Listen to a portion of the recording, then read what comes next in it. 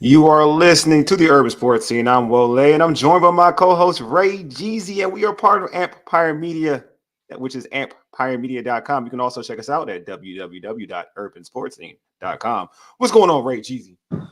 You, brother, you are the man right now, Wole. You are How am I the that man, guy. bro? I got to see the the How am highs I and the the guy? lows of Wole. We had a discussion, I guess, Yeah. Saturday night, and I was Yeah. telling you how I just wasn't really feeling Philly. Or was that Sunday night? It was Sunday night, actually. Mm-hmm. And you were like, man, Philly is better than a lot of teams, and there's a lot of bad teams. You're like, Philly gonna beat us. And then that's not the same guy I saw after that Monday night game. I was like, my man on a whole nother planet now. People saying turned up. they lost rest. They lost rest. Ed McCaffrey said he couldn't sleep. I got sportscasters saying they couldn't sleep because the Commanders look so good. Jaden Daniels look so good. You went from we getting Travis Hunter to look, we want to smoke with whoever. Yeah, we y'all saying that. You talking about college defense? Yeah, I was like, wow. I thought it was lit though. I'm not gonna lie. That's the most excited I probably have seen this fan base. I'm talking before 2012. It's been a long time. I'm trying to remember the last time I seen so many fans and even media excited like this. And Jaden Daniels, he did that in one game. That's all it took, one performance. But it was the way he performed, bro. So I can't even be mad at you, Wole. Yeah, man. It was dog. It was like he took me 0 to 100, dude. Like I can't even hold you, dude. What's up, Cam? Oh, dang. Dang, Cam. I told you. But see, All hey, Cam is the most consistent fan out of all is, though. DMV fans He I've is, ever though. seen. From He is, every though. team, Mystics, Wizards, he's that dude. He's never wavered. Hey, Cam, you a real You a one. real You a one. day Cam a one. real I ain't one. gonna lie. Facts on that. Cam a real one. You can't. That's one like you said about Cam. Cam is consistent with the DMV.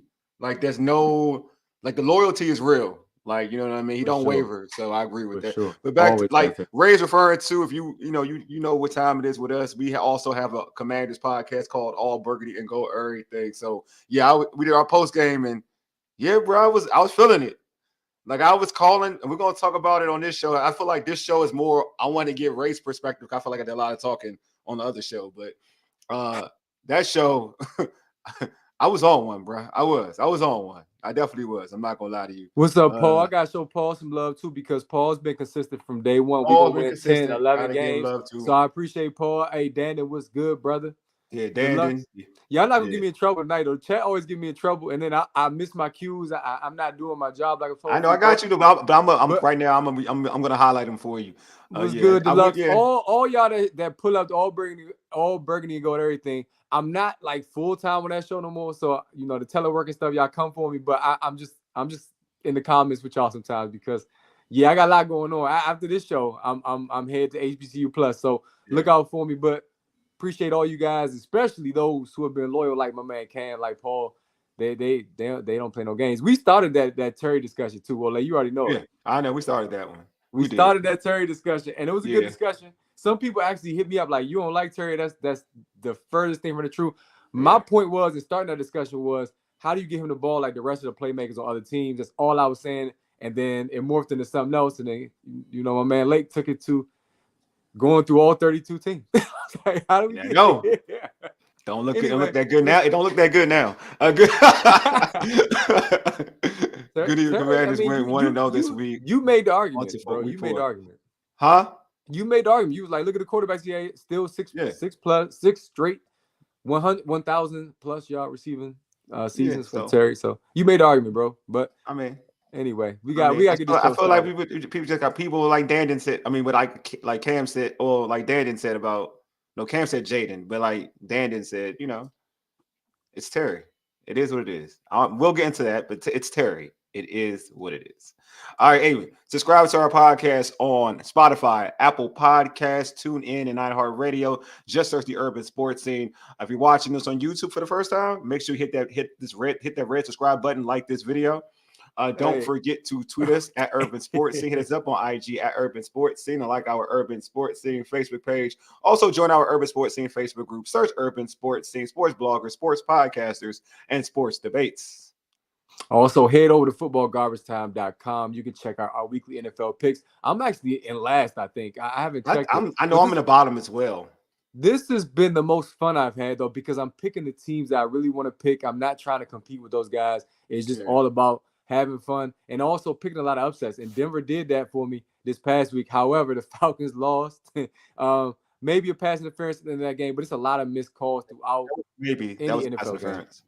That was a I mean, pass it was, but you know what though? They called like a BS roughing the passer against Kirk earlier in the game. So I don't trip off that. They had their chances. 4th and 1, you run out route. You run into Reggie Bush type stuff, and that's what happens. You could have did a quarterback sneak, anything. Anyway, check out our football picks each week, footballgarbagetime.com. Check out those guys, Hanku and Wong. They do a great job. And we've been competing with them for many seasons now, having a blast with them dudes and picking NFL games. That's their specialty. Apparently, it's not ours because we at the bottom right now. I know it's definitely their specialty. It's definitely not ours. Because they pick with their mind. They pick with their mind. I came in second last year, and I won a survival league last year. I tried hard, but I didn't have fun. And it's not fun, especially with Hanku hunting you down for picks. So I know, man. He stay hunting you. I changed my mentality up, and maybe I'll do a light skin thing. Drake started from the bottom. Now we here. We might by the end of this year. We might be there. We might be there, bro. I mean, he does hunt you. He will hunt you down. That's a fact. He will hunt you down. He definitely. All right. He'll pull up on you. Wole at the hookah lounge. How cool, like, hey, man, I need your picks. Yeah, I need them picks. You're right behind you. Bro, I'm going to DR this weekend, right? I bet you he'll pull up, be like, yo, I need these picks.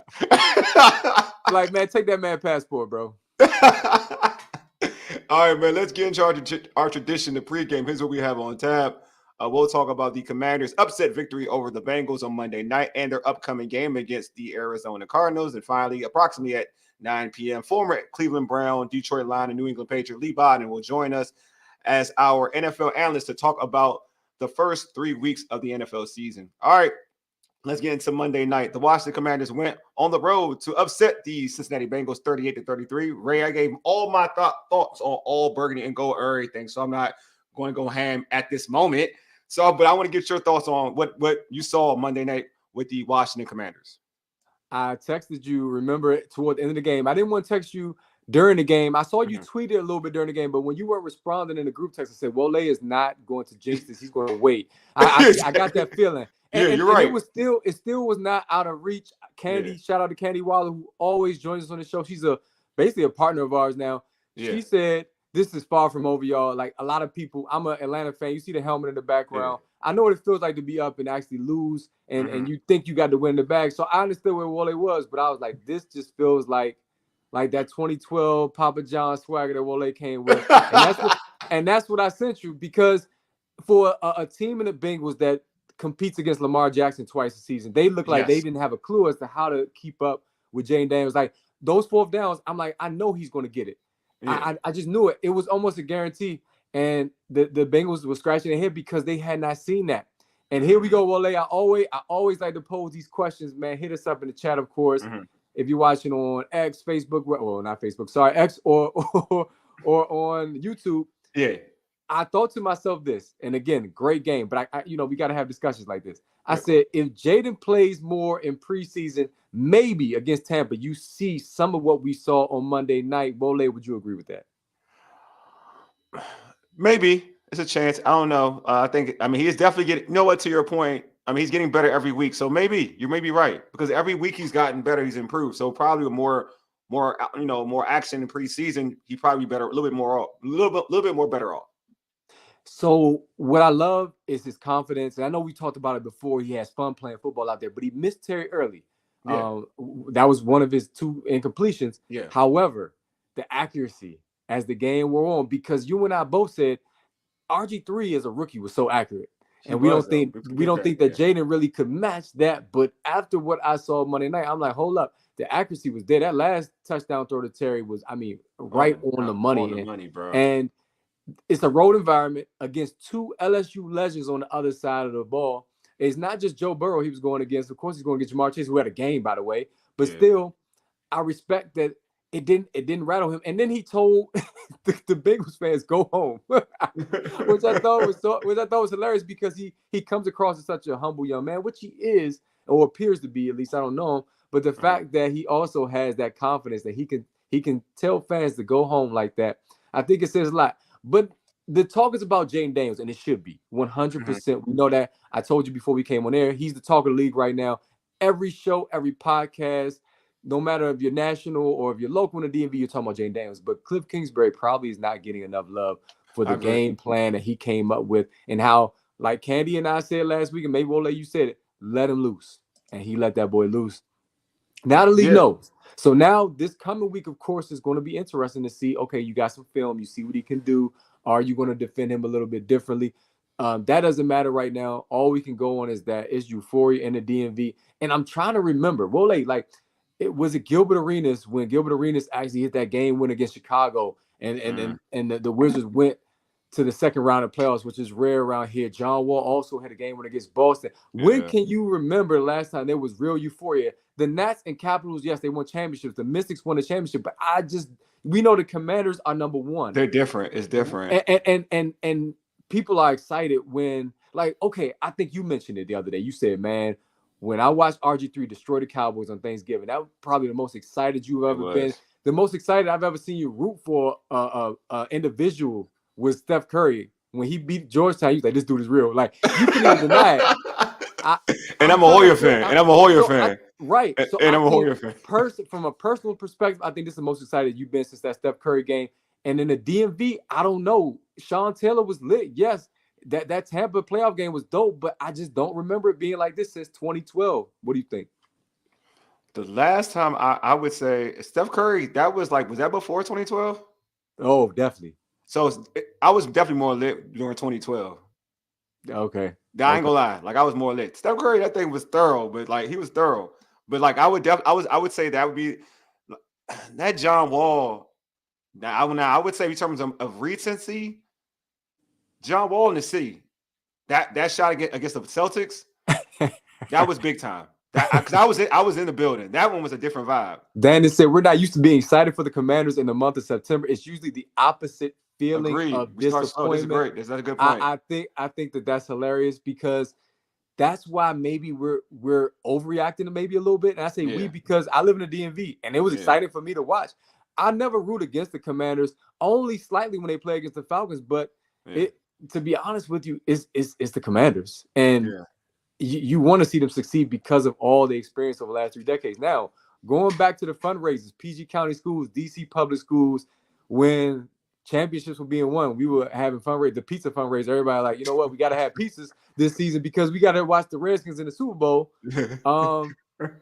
It was expected then. Like, it wasn't as lit because it was expected. Like, the culture was so real. John Madden always commentating Redskins games, always. Redskins in primetime, Wilbur Marshall, they would get blowouts on Monday night. I mean, those teams were so real that it wasn't as big of a deal. But now, Jane Daniels doesn't understand that he's done CPR on this city, bro. He's done CPR on the DMV. He's resuscitated, in the words of my man saying, he's resuscitated the fan base. I know y'all don't know who Stan is. He went to college with us. That was way like resuscitation. That's how he used to say it in this funny voice. But this man has he's done mouth to mouth. He's done compressions on this fan base. And I think it's so freaking dope because I can't remember. Like I said, not even John Wall shot, not even Juan Soto, Bryce Harper, or those teams, even though Bryce Harper never won a title here, thank goodness. But the championship teams we've seen lately, it doesn't have this feel. And this is just game 3. If this continues, what you can compete now, and now the rest of the division shook, because they see it. Nobody likes in the division when the Commanders are good. I wanted to point that out. It's okay if the Giants are good. It's okay if the Eagles are good. Cowboys, everybody hates the Cowboys for the most part, universally. But when the Commanders are good, it's like, oh, shoot, we got to deal with these dudes. Skip Bayless is a prime example of that because he always says, okay, we can't walk over Washington now. It's a problem. Wole's changed his opinion. Listen, I promise you, bro, I haven't seen it in a while.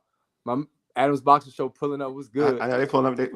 Said my guy Ray. Hey Ray, you said you slide your roof. I'm a Falcons fan for sure. But I'm he's a Falcons fan. I don't hate. Like, for example, if the Falcons play the Saints, then that's different. But when they play the Commanders, I got love for the Commanders. Just like the Ravens, I got love for the Ravens. So when the Ravens play the Commanders, I'm in between. Those are some fun games in person. Well, you already know. I don't like that. Except when you're on the losing end. Yeah, I don't like that game. I don't like that game as much. I'm trying to tell you. Remember when John Wall was first drafted? They gave him a key to the city. Yeah. They did a press conference in Chinatown. What is the DMV going to do to roll out the red carpet for Jaden Daniels? Oh, that's a good question. That's a good one. He already rocked the Doug Williams jersey, tapped into the past, not just a DMV culture, black culture, but also, of course, Washington Redskins culture. He has the fan base anyway, but now with what you can see what he can do, you got to keep him healthy. That's the most important thing. People making a lot of him not sliding, him taking big hits. But Wole, you pointed out when you covered training camp, you said he's not as small in person as he looks, and he looks like he can take a hit, to be real. Now, guys are going to be gunning for him because I mentioned to you when RG3 went up against the Falcons. This when I was slightly rooting for the Falcons at the time. Sean Witherspoon, he blasted RG3, took him out that game. That's the only reason the Falcons probably won that game. They were down 6-0 at the time, or 7-0, I think. And RG3 was moving the ball, but he got injured. You need to keep Jaden Daniels healthy for everybody. Magic Johnson's tweets, you talk about a 180. You go from last season to this year. All of it's positive. I'm so proud of my team. With Josh Harris, Magic Johnson involved, there's a national following too, and that makes it even more dope. RG3, the pivot. Everybody's talking about the Commanders. I can't think of one guy that has galvanized this team like Jaden Daniels, and it's pretty dope. What are you going to do, DMV, to make this boy feel at home? It needs to be a life-size poster, like a LeBron-type poster outside of Northwest Stadium. You got to do something because this is his city now. It's definitely his city now. I don't know, what did they do for Griff? Like that's how I try to compare it to. I feel like he owned the city. That's a good question. What did he own the city at that time? Well, see, he had national endorsements. He had he had everything. Commercials. He was everywhere already without the Commander. So So what do you do for somebody like that? I think you kind of go. I think because you gauge it off of that. But like Deluxe said, JD and Cliff are growing together week by week. Cliff needs more. He needs more credit. I've questioned him, not as an analyst, but as a fan. Like, is he going to be good? Many people say, "Oh, he's." I question him. You know, we all did. But to be fair, though, some credit. It's only one game, though. But still, and I'm gonna be fair. To be fair, though, his track record is that he starts off very fast, though, in the league, and then he turns. Then the teams adjust. Then towards the end, that's when his offenses have problems. So I told, like I was talking to Ray, I was talking to Jew on the phone. I was telling him, I'm now at the point I'm in the moment. I'm not going to look at your track record. In the moment, he's doing a great job. So I'm not going to be like, well, let's see after so-and-so. In the moment, I'm going to be like, right now, he's doing the job because this team hasn't punted in 2 games. Like Tressway hasn't punted. They haven't punted in 2 games. So they are moving the football tremendously in his offense. Deluxe said last time I had a vibe like this was in the 90s. This is real and has a chance to be sustained. It does. I mean, because he's so young, you see the potential for sustained success. Sustained. I love the word. That's the word we use often on the show. Now, I want to point this out though, just to not get on a negative tip, but to be real. One thing I need to lecture the DMV about is we gotta leave Caleb Williams out of this. I get the comparisons, Peyton Manning, Ryan Lee, but that's not the same situation. I get it because they went 1 and 2. But Caleb Williams, he's a kid. He's from the DMV. I don't understand why a lot of fans feel as though they need to bash him while they praise Jaden Daniels. I don't think it's fair. They're in 2 different situations. Although Chicago is a good look in terms of defense, receivers, but you don't got an offensive line. The offensive line is trash. The offensive line is worse than Washington. The first 2 weeks, Wole said it on this show. Jaden Daniels looked like a rookie at times. You know what I mean? I think Caleb will have his moments, so I think we should chill on that. But I could be a little bit biased. I'll be honest on that point. No, it's never wrong. I feel like from a DMV perspective, Caleb Williams, everybody in the DMV was like, "This dude is real." They loving him, and now a lot of people are now kind of turning on him because, like, "Oh, we got Jaden. I'm glad we got him." Listen, this is just the 3rd game. Again, only reason I mention how big it is because it is. It's the euphoria that I haven't felt here in this city for a while.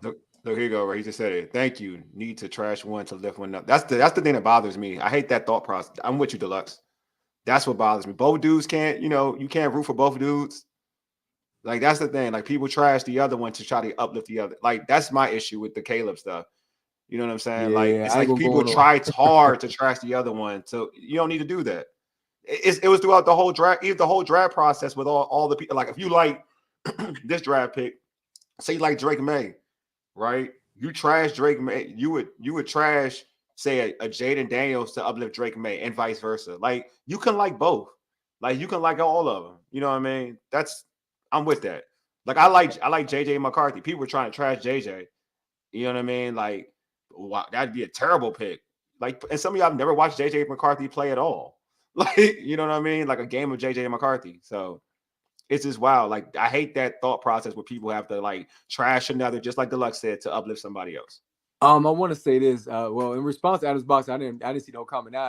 You said Prime time is why I saw it, but I didn't see the whole thing. Prime time is why I started liking the Falcons. I don't have two teams though. I'm not a Commanders fan. Trust me. no, he's not a Commanders. Not the least bit. I'm just saying from a DMV perspective and from what they've experienced and what you all as fans have experienced, it feels good to see you guys be excited again about football and in this way. Yeah. But I want to respond to the actual question that you asked me about my thoughts on Monday night. My last thought is this, and it's sort of a question, and this is posed for Wole, it's posed for those watching. Post in the chat, answer the question. Is this, I rooted for Michael Vick, obviously. We saw Peyton Manning when he didn't have the greatest defense in Indy, but they won. I wonder if Jaden can have that impact on the defense. Because I was watching, I said, all they got to do is make just enough plays. Even if it's a high-scoring game, you can win ball games now because it looks as though you have a dynamic playmaker behind center. So can Jaden Daniels impact the defense in a positive way, a la Michael Vick and Peyton Manning and many others that were able to also uplift their entire team? Even Brady did it at times, of course. I'm mentioning some of the greats. Michael Vick probably is not going to go down as one of the greats. He's probably one of the greatest black quarterbacks of all time, but many won't consider him he's one of the greatest talents ever to play that position. I don't think you'll ever see a release like that again in the league, but nobody can deny what he did. The Falcons didn't have the greatest defense when he played, but I remember even the year he broke his leg preseason, he came back. They were 3-13. Well, they finished 3-13, but he came back against the Texans, and the defense started the ball. They're like, all right, we got a playmaker back on offense. All you got to do is make enough plays, but I don't know if that's going to be enough for the Commanders fan base, because what you all have been consistent about is the defense is trash. I try not to use the term trash, but that's what I've been hearing. So can Jaden have that impact? Let me answer. Let me put what Alexander put out here. That people rarely have always turned something into being what team are you on. It's strange. He's talking about what we were talking about earlier. Oh yeah, about, for sure. Hey, thanks for pulling up. Yeah, subscribe. Thanks for you haven't subscribed, brother. Appreciate you. Yeah, appreciate you, Alexander. So at this point in time, I'm gonna say no, because this team is so relied on the running game too. It's not just him throwing the football.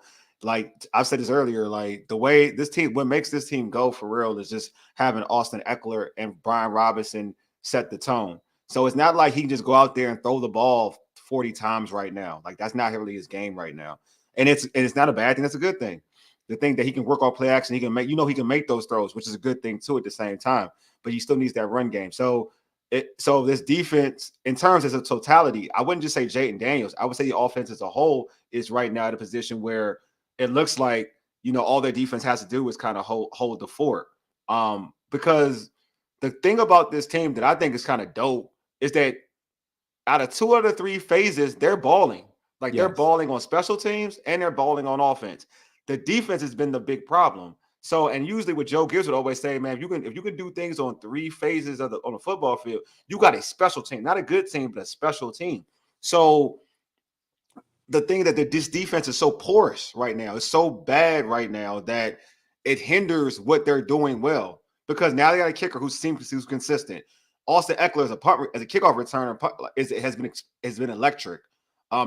This team is they're in scoring position every time that offense is on the field. So in terms of the 3 phases of football, they're amazing out of 2 out of the 3 phases, but they need that defense to step up. If the defense can give them just the 20th best defense in the NFL, I think they can easily win the NFC East the way they're playing now. So I think he can have that impact on the defense. I think that, again, when you realize that you don't have to make all the plays, when that pressure comes off you, because I feel like there is some pressure playing for Dan Quinn when Dan Quinn is known for what? He's known for defense. And Dan Quinn also sets a standard. I know some disagreed on the postgame show when I was watching that. Oh, what defense did he turn around? Well, the Cowboys, they run a great defense, but the Falcons defense was top 3 before he got fired. The year before, the season before, they lost in the playoffs to Philly. Philly couldn't score, but unfortunately, neither could the Falcons offense. So he turned around Dallas defense. He turns around defenses. He did. So I think that there's some pressure there, but also, we're going to trust Adam Peters, give it a little more time. However, again, when you have a dynamic playmaker on the other side of the ball, it will make life for you mentally, I think, a little bit easier. But that is yet to be seen. St. Juice is someone that's been getting beat up. And I think that St. Juice is someone who prepares hard. Same way with Forbes. The preparation is there. It's just it needs to translate to the field. But you don't have to be a shutdown or a lockdown. I believe, again, just make a few plays. One player can make a difference. I'm sorry for keep referencing Atlanta. Jesse Bates did that for Atlanta last season. He's doing that already. Just make simple plays. Sometimes somebody may have a ball in their grasp. You hit them, knock it out. You don't always have to get deflections or picks to make a difference. I think the defense can improve. Like you said, if you can improve in all three phases, the NFC is wide open. Wole, you know I was saying that all summer. The NFC is wide open. Why not? Why not go for it all? Screw just trying to win the division. The divisions, it changes all the time between the Cowboys, Philly, Giants. I mean, it changes. It changes constantly. The Commanders won one year with 7-9, but still, why not? Why not go for it? Even though you technically in the rebuild, which makes it even more exciting because again, there's no expectations along with it. Deluxe said the defense is starting to show flashes. Consistency is needed. There you go. I believe that, man. I really do. That was huge because they came up. They did enough to help win that game. Commanders fan base need to chill. Yeah, I mean to a degree, but we need to stay safe out there, bro. Stay safe out there. He's in Georgia. They preparing, like you said, for that storm. Thanks for pulling up. In spite of what you're dealing with, bro. Sheesh. Okay, yeah, I see. Jeez. Yeah, for sure. Jonathan Allen is somebody else, and Deron Payne is another person that fans are like, okay, we need you to turn up. We need you to be that Bama Wall that you were paid to be and that you were expected to be. Give it a little more time because if the defense steps up, then think about this. Who are you worried about in the entire conference? I told you, Wole, about San Francisco. They're a little banged up. I expected that. So who you? Yeah, I said banged up, right? Who you worried about for real? There's time to get it together. But each week you're looking for that consistency. You got a tough team coming up. It's early. Man, Marvin Harrison Jr. is coming up. You got Kyler Murray who can do it with his legs as well, of course, with his arm. 1 week at a time. Right now, though, you're sitting at the top of the division. The entire league is talking about you. Your rookie quarterback has captivated the league, and your offense coordinator who asked some questions. People are now starting to see, okay, maybe he can be good for Jaden. But the Cardinals, Kyler Murray, they know your offense. Let's see how you do this week. Yeah, we'll get to that game. We'll get to that game. Yeah. But I'm gonna get to something that Mike said. Okay. I remember I said that Jerzon will push Allen out to a trade. It could happen. I mean, it could happen. We don't know. I don't think Allen's getting traded this year, but we'll see, man. We'll see. Everybody, Jerzon looked okay. I don't think I like Jerzon. I like Jerzon a lot, but I don't think Jerzon did anything in terms of. I mean, he hustled. He played well. He had a lot of snaps, but I didn't see him in terms of rushing the quarterback. I don't think it was anything different from what we've been seeing. I know when they put in Jerzon and Mathis, they had a big hole in the middle, which was annoying. But other than that, like, I think he's going to be really good. I think Jerzon's going to be real good. I just would like to. I'm gonna wait for him to get healthier. I think you'll get the best out of him later. But it's too early for me to start to get overly hyped for Jerzon though. But I think it's gonna be like that. Mike said, I agree with this. Jaden should not have to carry a 53-man roster every game. The secondary and run stopping got to be addressed, or not. It's not on Jaden. Yeah, and the tackling is not on Jaden. I mean, that's the one area where it's like, okay, you're a professional. You're supposed to make tackles. It's not like you running after Saquon or Barry on every. Yeah, no, I agree. That's been terrible. Like that's been atrocious. So Allen and Payne had to combine 2 tackles. Come on, man. Team running right at those dudes, and they have no answers. I agree. They need to step up. I ain't arguing that at all. Allen will be traded next season. Probably so. I'm not. If he gets traded, draft picks are great, man. 1 week at a time. Trade deadline is week 9. A lot can change. Exactly. I mean, everybody is we're going to week 4. Only in week 4. But many, including I think you as well, your projection or your prediction changed, right? You went from most people I saw went from a 7-win team to this could be a 10 or 11-win team within one game. I went from 6. I'm like around like 9 to 10. I think it's possible. I mean, to win the division, I think you can be 10. I think they can win 10 because of the division. But that's neither here nor there, man. All right, man. I'm gonna go to my man Terry, man, because I've been a pro Terry dude. Terry, 4 catches, 100 yards, and a touchdown. Fans on social media and the local media, they try to say my man was done. They tried to say my man was a number two. They were talking real dirty on my guy. You know what I'm saying? Ray, for you, did Terry shut some folks up, man? Absolutely. I don't know if I'm included in that number. Now I don't know if you I included. was You just had more I questions. You was more just put a so question wanting out him there. to get the ball, but Mhm. I was being real too. There are some guys around the league that maybe I prefer over him in terms of true number one Of course, receivers I or mean, whatever yeah, like that. there's nothing wrong with But that. but the difference is, and I mentioned this last week, is we saw DJ Moore on Sunday Night Football, how he How pouted, frustrated he was. how Yeah. frustrated he was. He couldn't hide it, nor did he want to hide it. There were some Yep. things I feel like he did intentionally. Yeah, I agree. He did. And and Terry, on the other hand, was saying, if I act like that, it's not going to help Jaden at all. And That was a big boy. Yeah. I love the impact he's having on Jaden, because Jaden is also one like, listen, I'm going to make the best read, and I'll get my guy involved as time goes on. He's worked with me. He's been patient. So they're putting in the work.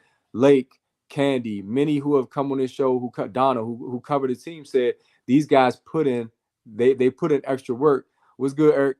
And if you look at the great wide receiver quarterback duos or quarterback wide receiver duos, let's go Peyton and Reggie Wayne, Peyton and Marvin Harrison. Peyton Marvin. Yeah. Yeah, Peyton and Marvin. That's what that reminds me of. Those Yeah. guys who they're the first two there, last two to leave. Mhm. That's critical, because if you again establish that connection, it opens up the field for guys like Zach Ertz. It opens up the field for guys like De'Ami Brown, Luke McCaffrey. It makes your running game that much better when your top two guys are putting in that work and outperforming in a way where defenses are keying so much on them that the other guys get to eat. Everybody eats, so to speak. So Terry definitely shut some people up. Terry shouldn't have had to necessarily. Again, it was more so a question for me, for Cliff Kingsbury, as to why you're not getting your guy the ball. I don't care what you got to do. Wide receiver screens, everybody's been pointing that out. But he did that. He did it against a defense that many respect around the league, Wole and others pointed out. They played Kansas City tough just the week before. Yeah. So I think that their defense is respected. They probably were sleeping a little bit. Yeah. And that's on them. But still, Terry, we knew he was a deep threat. And again, Terry should have had even bigger numbers in that game. Yeah. That's the crazy part, because he was missed once. And sometimes Jaden makes a different read, but Terry's open too. Yeah. That was pointed out throughout the broadcast that look, Terry's wide open, but he still made completions, obviously. Yeah. But I'm just saying, Terry is Terry, man. He's been proving people wrong since he's been in the league. And I think he'll always have a chip as that third round guy. Yeah, like I can go on my same tangent that I had Monday night, but I won't, because I've already done it. So Ray's already spoke intelligently about it, so there's no need for me to actually add on to that. But I just want y'all to know that Terry's still that guy. That's all. He's just still that guy.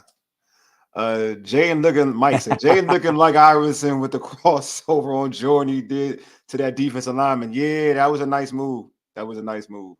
Deluxe said, did you hear Rodgers' comments about what? What, Aaron Rodgers? About who, Terry? About Terry? The rest of the league sees it. Oh, is it Aaron Rodgers you talking about? No, I didn't see it. Let me know what do you say? You know what I'm saying? But Terry, one of them. The league know, the world knows. That's all. Chad Ochocinco knows. Yeah, for sure. I mean? His peers know. That's the thing. So when fans doubt him, I'm like, all right, whatever. Noah Brown's better than Terry McLaurin now. Okay, whatever. All right, on the offense, Ray, for you, man, who was like a low key star of the game for you? It's easy to see who the obvious dude is, but who's a low key star on Monday night for you? Austin Ekeler. I feel like I thought he was amazing, bro. I know that concussion, I know special teams. He made a big play, but I'm just saying the energy he plays with, it's a winning mentality. Like, he's coming out to set a tone, and he does that. He does that the way he carries the ball. He prays Terry. Let me see this. I gotta check this out. Oh yeah. Yeah, I thought he did. I agree with you. I think Austin Ekeler was that dude. I really think that he gives this team confidence that we can go out and we can win. And when you have good field position, that makes life so much easier. When last time the Commanders are punted, I know that's been a big discussion. Yeah. And he's part of it. He's part of it, because when you can have a guy get you a good field position like that. And actually, he should have set the tone. The Giants game would have went a lot different if there wasn't a penalty on that kick return. Yes.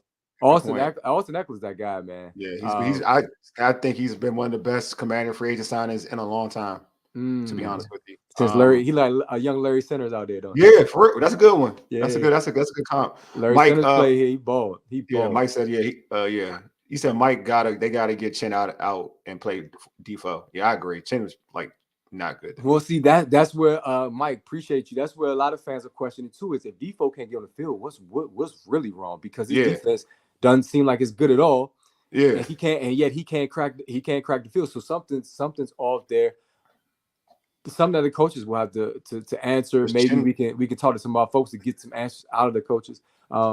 Chin had that play, of course, that was magnified in 2-point conversion. That wouldn't have made a difference in my eyes anyway. But he wasn't good though. Chin wasn't good out there, and also Butler wasn't that good out there. So I'm trying to understand why. To be honest with you, that's why many are saying it's gonna be some trades. If you traded John Allen, you probably get some DBs in return, probably. Yeah, I think they just want draft picks. I don't think they want players unless it's a wide receiver. I think they just want draft picks. That's what I think. Unless it's a wide receiver, I heard. But Brian Mitchell, that's a big one. I mean, B Mitch he's the GOAT around here when it comes to. I'm giving JD5 some credit for football knowledge. We all want to see McLaurin do damage, but there's a passing game strategy battle going on beyond simple execution. Yeah. Let's see. Mike said that offensive line did it for me. Yeah, I agree. Those are my low key stars. Are the offensive line. I just feel like too. Yeah, I think definitely. I think because we've coming into the season was thinking this offensive line was going to be suspect, and they've done well. And against Cincinnati, Jaden had a lot of time in the pocket. Even when he ran, he had time, and when he left the pocket, he had time. So it's just like because you think about it, having time in the pocket is different from having time in college. You know what I mean? He had an opportunity to make throws on schedule that he just decided to leave the pocket at times. So to me, he had enough time. I just think that line has been so good this early in the season. Now, I'm not saying the Hogs, but what we all expected them to be, they've been real good. Like you said, so this is we talking about Dandon. Dandon said Eckler running out there like B. Mitch on that kickoffs, especially wearing number 30. I have those vibes too, Dan. They won't hold you. I was having those vibes too. I was definitely having those vibes too. It's a lot of vibes going around these Washington pots these days. A lot Eric of vibes. JD5 keeping Kingsbury gimmetry in check. Yeah, he is. Mike said low penalties was key too. Yeah, the penalties. Yeah, definitely. Huge. You know what? To that, that was what made it such a well-played game. Right? There was no punts. There was little penalties. Little penalties, yeah. On both sides of the ball, it was just a lot of good football to watch. Defenses didn't stop much. That's the only thing. But again, if you love the entertainment value, that game was for you. We're going to miss Eckler while he's going. He's going to be out against the Cardinals. We'll get to the Cardinals game next. Actually, he said Chin played better. He played better, but not great. But he was better. He got away with another pass interference. So Larry Sanders, yes sir. Listen. Yep. That was the 99 season. The Skins won division. Larry Sanders played it. Yes, he was on that squad. He played in that. I was about to say was Henriella went on that squad, but I know. He wasn't. He was last time the 99 team. The 99 team to make the playoffs. I mean, the team they beat that played Brad, was that Brad Johnson? 99? Brad Johnson team. Larry Sanders was on. He was on that team, wasn't he? Larry Sanders was on that team. That's Michael Irvin, Albert Connell. Not Michael Irvin. Michael Westbrook. Michael Westbrook, Albert Connell. Yeah, Michael Westbrook, Albert Connell. Yes, sir. That's that team. I think Larry Sanders. I think that was a good team. I want to say they finished 10-6 that year. Maybe. They won the division. That was a good team. They beat Detroit. They beat Detroit in the first playoff game, and then they lost to Tampa. They lost to Tampa in the playoff game. Okay. Yeah. I know Seattle got them out of there a couple years too. But that was after that wasn't Brad though. They had the chance for a 50-yard game-winning kick. Yes, that was Tampa because Brad, of course. They had a chance for a game-winning kick and then Dude to win the game, but Dude bobbled. Yeah, they got messed up. He's probably gonna miss that junk anyway. I ain't gonna hold you. I was just mad. Sanders is the all-time receiving leader for fullback. Larry Sanders is real, bro. No matter what. Fullback for a running back. He was a running back. He was a running. They didn't put him at fullback. He was an all-time leader for a running back. That's how good he was. Call him what you want. He was a beast. he was an animal, man. Sorry. So after the game, the Commanders traveled. They traveled to. They already did. They traveled to Arizona already. Yeah, and they're went practicing straight there. Arizona State Sunday. they will be taking on Kyler Murray and the Arizona Cardinals. Is this defense ready for Kyler Murray and Maserati? Excuse me, Maserati Marv. Of course, the obvious answer is no, but I'm gonna go back to what I said earlier. Just make enough plays. Even if Kyler and Marvin get their numbers, you just got to make enough plays to give your guy a chance on the other side. That's all. That's it. That's all. Also, something that we didn't see on a consistent basis last season was sacks, and we saw Joe Burrow. He felt it. You know what I mean? That's all it takes. All it takes is to get a few sacks, and I think if you can put that fear in another team, if you can put that fear in their offensive line in the trenches, then you got a chance. That makes the D line. I mean, that makes the defensive backfield their job so much easier. And they've been catching the most heat as a unit. I'm hearing the Bobby Wagner thoughts about him slowing down. It wasn't just George on ABG. It's a lot of people that's feeling like, okay, we got the older version of we got the older version. Thank you, Lex. I see it. Go ahead. Go ahead. But if you really look at the defense as a totality, who's getting the most criticism? It's the defensive backfield. But if you can get consistent pressure, that makes their lives easier. We've all said that. That's nothing that's new. But it's most important this week because you got a guy who can extend plays, who can extend drives. And just here and there, if you can get them off the field on third down, that'd be great. And it'll give you a chance to win on the road. The only concern I have is probably the weather. That's why they practice inside today. If you saw Candy's post, this is something that the Cardinals are accustomed to. The Commanders, that was an issue that Candy said was a problem in week 1 in Tampa. Good point. This is a different type of heat, though. You're going from humidity to dry heat, so I don't know if that's going to make a difference. Is Jaden Daniels, is he accustomed to it because he played there at one point? But the team as a whole, that's something that you have to consider. And I don't know if moving practice indoors was the right move. However, you want to make sure everybody's healthy and ready to go on Sunday, so I'm not mad at it. Yeah, I mean, I just feel like your defense got to step up. Offensively, hopefully they can score more than what the Cardinals put out there, because at the end of the day, the Cardinals they're going to score. Like, they're going to score. And if you look at the track record, and I said this, I was talking to our boy Jew. Every number 1 wide receiver has got money against Washington. Every number 1 wide receiver so far. Yeah. Everyone. Mike Evans, Neighbors. Yeah, Larry Sanders was a fullback. You're right, guys. Yeah. I saw. Yeah, he's correct. Yeah, Mike. Lex, you're correct. And Jamar Chase, who was struggling, had 2 touchdowns. So every number 1 wide receiver has gotten money against Washington. All right. So this week that's gonna happen. Like, he's gonna probably he's probably gonna have numbers. All right. That's just, it is what it is. We just gonna have to do our best to try to have the same game plan. Run the ball. Win the time possession, and make sure we come up with points, and I think we'll be fine. And I think also not having Eckler is going to hurt, though. Like, not having Austin Eckler in this game is going to hurt. What did Mike say? That's a good question. Witt didn't do his homework on Bengals first number 1 wide receiver Chase because if he did, he would have double teamed him like they did his first 2 games.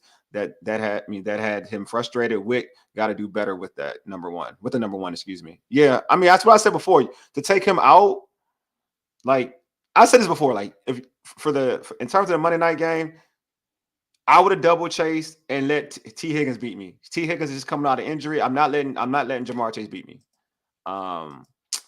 But they play a particular style. They like playing 1-on-1. That's obviously we've seen the last couple of weeks. They like doing that. Deluxe, does Arizona open the dome for games when it's hot? That's a good question. I read that it's only closed if it's raining. That's the only time they close. Okay. I heard they always keep it open. But I could be wrong though. Who follows the Cardinals that close? Ground game keeps Kyler in his playpen, but with Eckler out, defense got to show up. Yeah, I know. Eckler not being there, it's going to really hurt because you're putting so much on Brian Robinson's plate, and I ain't a fan of Nichols or McNichols, whatever. I'm not a big fan of him. I'm not the biggest fan. Somebody sit on JD5 so he doesn't risk trying to be a hero with his legs. Yeah, that's going to be on the offensive side of the ball. I'm interested to see again what a Commanders This one is too. defer. Dan is this is a good point with Dan. They got to stop the run. James Conner can't be his old self from his Steelers days. His old self. He was all right. He was all right in week He runs one. tough. No, He week runs tough. two. You got He's to been tough. tackle. You got to Yeah, he's a tough guy tackle. to tackle. 'Cause He's still good. He will He's truck still you or good. stiff arm you. He will Yeah, truck you or stiff arm you. yeah. He's still tough. He's still tough. But Witt playoff 10 yards with his corners. Yeah, Witt has been interesting. He's been very interesting. Keep he can't see over. He said keep Kyler in his playpen. He can't see over it. Look, man, Kyler's a problem, and also it's going to be a good test because the Washington hasn't seen a quarterback like Kyler Murray this year in terms of a mobile quarterback. They've seen Daniel Jones always kills us. He's not really shouldn't be that mobile. So Kyler Murray is like on steroids in terms of mobility. So like it's going to be interesting to see how they adapt to playing against a Kyler Murray, to be honest with you, because you have a guy who can scramble and can throw the football out, when he gets out of the pocket, and he does have a weapon outside the pocket. He extend plays. So it's going to be interesting, to be honest with you, see what the game plan will be for Kyler Murray. They haven't seen this particular type of quarterback during the season so far. Yes, they can have Jaden Daniels, and maybe they can have him kind of try to mimic certain things. But Kyler Murray is a different dude. Like his quickness, and the way his agility and his he knows he has the movement of breaking ankles. Like he has that real joystick type of appeal to his game. So I think it's going to be difficult, really, for the defense, especially when you're a bad defense. I'm sorry, but when you're a bad defense, I'm not saying you're going to go out there and stop Kyler Murray. It's going to be kind of hard. I have a question. So Go ahead, if the bro. Commanders get behind early with what we've experienced lately, of course, this game in Cincinnati was so big, as we already discussed over and over and over again. Do you now have the confidence that the Commanders can come back from a significant deficit? I don't know how big. Is it 10 points? Is it 14 points? But are you now confident that we're not out of it yet? So let's just say the Commanders get down to Kyler Murray and Marvin Harrison Jr. 14-3. Are you now like, you know what? It's all good because we know who we got behind center? Or are you not even wanting to have that as a possibility? You need to put your foot on the next early. What's the vibe going in terms of where you are offensively? Because how I feel right now is Jaden Daniels is always gonna give you a chance. Like I think it was somebody said earlier, I forgot who it was. You can't fully depend on him. Defense got to step up. But still, shouldn't you feel good that even if your defense gives up a few, that you're still in the game? If you're down 14-3, as much as Jaden, you're now asking Jaden to score every time down the field after that, because the defense ain't stopping nobody. So I don't feel like you can fall behind. You know what I mean? Because of the defense, not because of Jaden, because your defense isn't good enough to kind of stop anybody. They can't stop a nosebleed. Like they're giving up points consistently. It's like we can only go off of what we've seen so far. Like you can score, you're down 14-3. All right, Jaden scores a touchdown. Well, the Cardinals probably will score another touchdown. So it'll be 21-10. You know what I mean? They haven't been able to stop anything. You know what I mean? Like the Bengals scored 33 points. You know what I'm saying? I'm not convinced that yet that Jaden will, play that way. But from behind. And then we have Tampa, the game in Tampa, we fell behind and he wasn't able. You know what I mean? Like we've seen that already. So I wouldn't say like at the end of the day, like this team is productive when they have the run pass option. Like they can still run the ball. Then then Jaden can play off of that. Jaden at this point in time isn't Dan Marino. Like he ain't gonna be out there 40 times and let the thing go and thinking you're gonna come back from it. You still need the option of running the football. So if you're down big, chances are you're gonna ditch the run and start throwing the football. And if that's the case, like I don't think you're coming back. Deluxe is a little higher on the defense than many. He feels like he saw improvement. I think that's dope. And this is going to be the ultimate test because what you said, Wole, you're finally seeing a real or true mobile quarterback in Kyler Murray this week. So maybe some questions will be answered. I would love to see Jaden have to come back and do it with his arm. I think that would be great. But like you said, Wole, the strength would be that run pass option because that makes him so dangerous. And that's where Cincinnati 4th and 3, you knew it was coming. You still couldn't stop it. Now also that makes the entire field your friend. If you're at the 50-yard line, you like, you know what? Go for this because we know we got that guy. To me, it's so much less about defense. I think he, again, is just rallying the whole team because of his dynamic playmaking ability, and hopefully that will give the defense that confidence to just do enough to win. But you never want to get behind early, especially on the road. I don't care who you are. No. Any of the great players will tell you that they'd rather play with the lead or be in a game as opposed to falling far behind. And you just can't, again, like the way this team is constructed offensively, it's not built on throwing the ball 30, 40 times. You know what I mean? It's just not. It's built on running the football, doing some, and being all play action, doing things off play action, and then kind of like quick game and things of that sort. So you have to threaten this. They have to threaten the team. They have to threaten the team with the running game first. Because again, that's how it's like Austin Eckler scores that rushing touchdown that kind of like takes some pressure off. Like I want to say that 30+ yard run for a touchdown.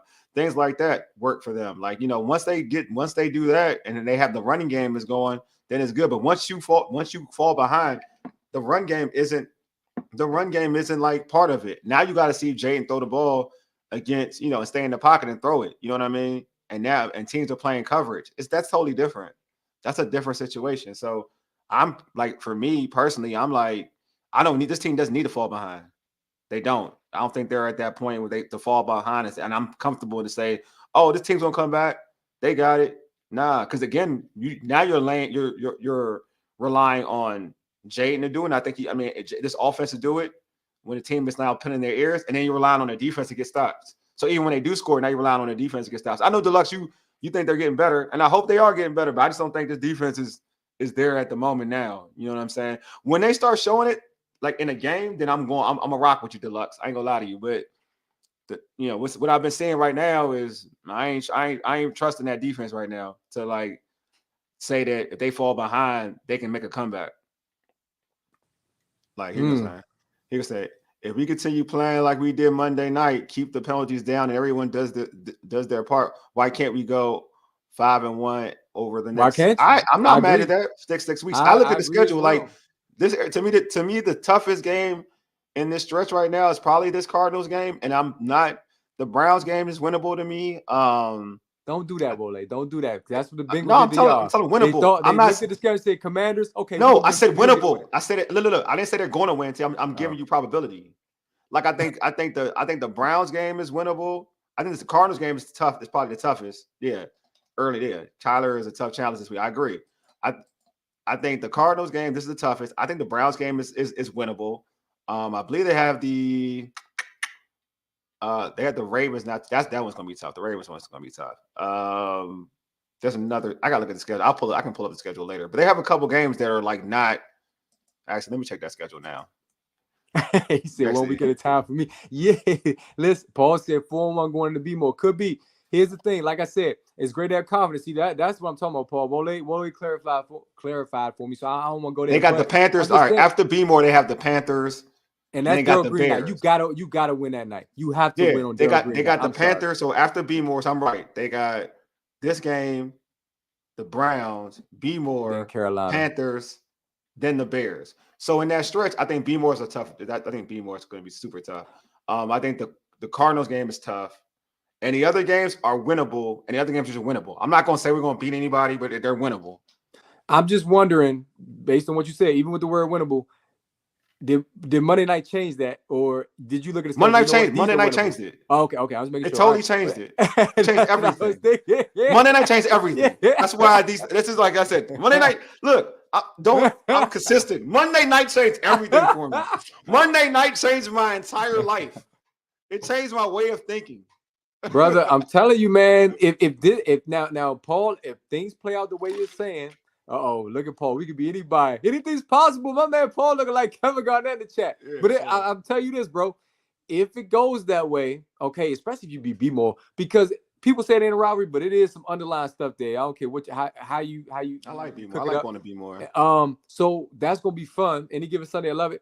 But if you do that first game against Philly, depending on how they're doing, is going to be crazy. Is that your first division game though? No, you already played the Giants. I'm sorry. Is that your next division game? Is it Philly or is it Dallas? Is Dallas, right? That is. Let me check. The next division game is because Giants. You play Dallas right before Thanksgiving. It's the Giants again. Oh dang, for real? Yeah. Then after Okay, that, so you got a it's the chance. You got a Eagles. chance to get that broom out against them, but Yeah. they never push over. He said Paul saying Philly. Nah, he wrong. Oh, you looking at the schedule? Yeah, I'm looking at the schedule. He wrong.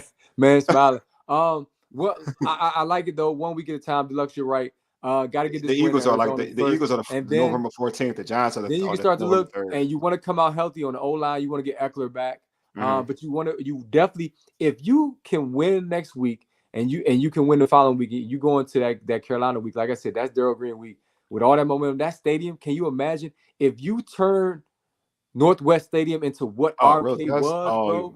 Okay. It's gonna be a problem. Like that's the thing that people don't realize that are not in the DMV. Washington, you guys, you're one of the best fan bases in the league. We saw that when Darryl Green and Art Monk were inducted into the Hall of Fame. Pittsburgh, the terrible town, all this I respect it. I respect the Cheeseheads, yes. But this fan base hasn't had anything to cheer for on a consistent basis for so long. If you can go on that streak, kind of like RG3 did, I hate to keep referencing 2012. Do you realize how hard it is going to be coming to Washington to win? It was a You great win a year. division, you guarantee yourself a home playoff game. It's going to be lit. Like, Yeah. They just don't realize you get that stadium rocking. Northwest Stadium can be a problem. It can be I a think serious problem. I will say this: if they can beat Arizona, I like that, Paul. 3 stops. There you go. That Cleveland. If our defense can just get 3 stops again, the Carolina's all Washington fans. I agree with that. Carolina is all Washington fans. That's true. It is. Just like a lot of Baltimore fans were Washington fans. They won't admit it, but they were. Who? A lot of Baltimore when Baltimore had just the Stallions, they was room. Some of them was room for the Skins, man. It happened. That's facts. That's a fact. It's that's definitely a fact. All right, real quick. So this I wanted to say before we go into the next thing real quick before we end this segment. I will say if they beat Arizona and then they go into and then the Browns is the next home game, that stadium may be rocking with Jaden. I ain't gonna lie, that may be a vibe. Like that, I think Northwest may be a vibe. That's what I'm saying, bro. I'm serious. If they could beat the Cardinals and they go into that 3-1, that stadium may be sold out. Why not? For real. Bro? With real Commander fans. Exactly. And they will not be selling their tickets. I'm telling you, you're gonna see way more burgundy and gold. Just don't wear the black uniforms. I think fans haven't got past that. But other than and now, you know what else? That stigma needs to be broken. The primetime stigma was broken. Now you know you can win in primetime. Now you need to rock the black unis and let Jaden ball. I see what's happening. So it's about to be time for me. I'm gonna give a salute to the big homie before I get up out of here. All right, cool. But see, hold on before we introduce my man in. Give me your predictions. Get your predictions real quick. Listen, bro, I'm not gonna lie. I know everything I've said, but in terms of predictions, I'm not sold just yet. It's been one game for me. I'm not the impulsive type, so I'm going Arizona 30-27, close win. All right. Yeah, I'm gonna go with the Commanders 24-20. Yes, sir. Let's go. All right, hold on, let me bring out the band, bring out the go-go Hell to the Redskins song again. That used to be lit on this show. Go ahead, bro. The primetime has been gone as far as Sunday night. All right, real quick, but let me introduce my homie real quick, man. Before I do it, I want to introduce him correctly, man, because because he's one of them.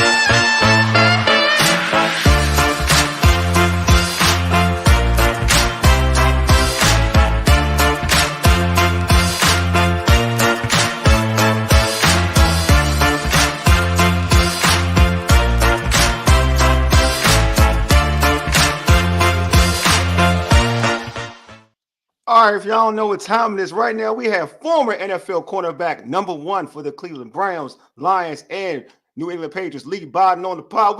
He's going to be our NFL analyst. What is going on, Leigh? Hey, man, I'm in y'all world, man. I appreciate y'all for having me. Nah, I appreciate you being on, my man. Yeah, absolutely, man. Absolutely. It's always good to, talk sports with some aficionados, man. Appreciate it. Ray, what you want to say real quick before you step off? Oh, bro? nah, I'm just giving a salute to the big homie. You know, it's been since like COVID since we had you on. We were audio then, so it's good to see you, man. Hey, congratulations. Good luck, bro. Appreciate you for joining us. That's all I got to say. Thanks, man. I appreciate you for having me, of course, man. It's always great to be on, man. So appreciate you. All right, Ray, you out, man? I'm out, fam. Hey, All right, have bro. a good night, man. All right, man. All right, Ray. All right, let me do this correctly because I had this all set up, so I got to make sure this is done correctly. All right, here we go. Here we go. All right, we in the building. Here we go. All right, bro. You know what I'm saying? Folks don't know, like I mentioned, Leigh at the time was one of them, the #1 cornerback for all those teams I mentioned. You know what I'm saying? Going against the likes of Ocho Cinco and Randy Moss and many and doing the darn thing. Reggie Wayne, you know what I'm saying? Marvin, you already know. So I'm letting y'all know, like, this is one of them. So before we get to, like, I want Leigh to be on here to be our NFL analyst because he knows the game, he knows football. Not this like social media stuff. People give you a narrative. We want the real out here. So first off, Leigh, I want to know if you caught the Commanders game. What was your thoughts on quarterback Jayden Daniels? What you he blew everybody out the water on Monday night. I mean, that's a game that you dream for, especially on Monday night, prime time, everybody watching, LSU quarterbacks, all the hype. I mean, the guy damn near played a perfect game. Facts. He's not going to be able to, do that again, I don't think, right? 90%. I know, right? Right, that's like Michael Jackson Thriller. You know what I mean? What's going to top that? Yeah. Your next album or your next play ain't going to be that. But, I mean, he played phenomenal. He was putting balls on the money. Deep balls, which are not high percentage throws. Yeah. He put it on the money. He got hit on that last touchdown to McLaurin. He ran when he needed to. He got on-time throws. He made those throws. He made like those out of sync throws, like when you just scrambling and then hitting guys kind of backyard football. Those are plays that you can't attest for, right? With these modern age quarterbacks that can, extend the plays. So, I mean, he displayed everything that he has in his arsenal.